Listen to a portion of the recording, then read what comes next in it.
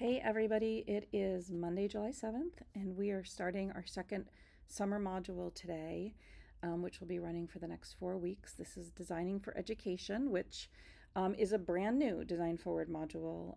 The other ones that you've been working through this summer, Care and Equity, Tech and Tools, Formats and Modalities, as well as the Intro to Pedagogy module, are ones that we've done before the last couple of years in the CoLab.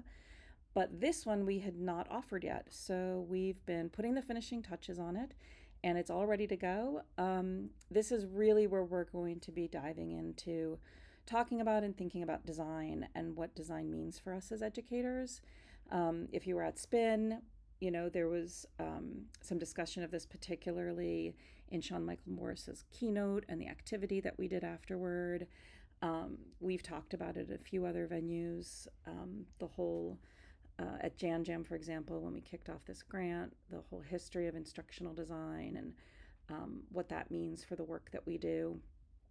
But we also just want to think more generally about why we would even use the word design to describe our work.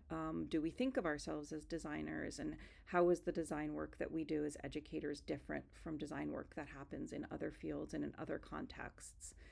So that's a great place to start. We have a discussion question actually that you might want to jump into to just kind of unpack that word design. But we've also got a topic that we have two topics for this module. The one that I would maybe encourage people to focus on today is a little bit more introductory. It's on what we can learn about and looking at traditional instructional design.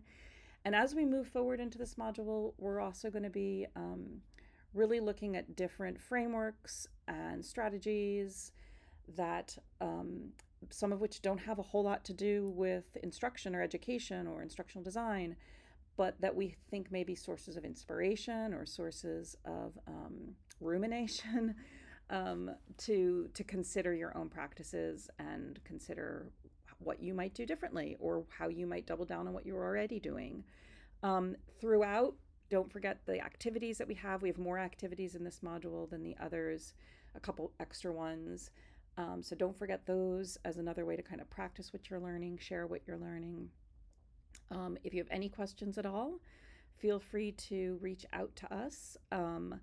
Robin is away for most of July, hiking in Europe. But Hannah and I are around. We'll be on Teams.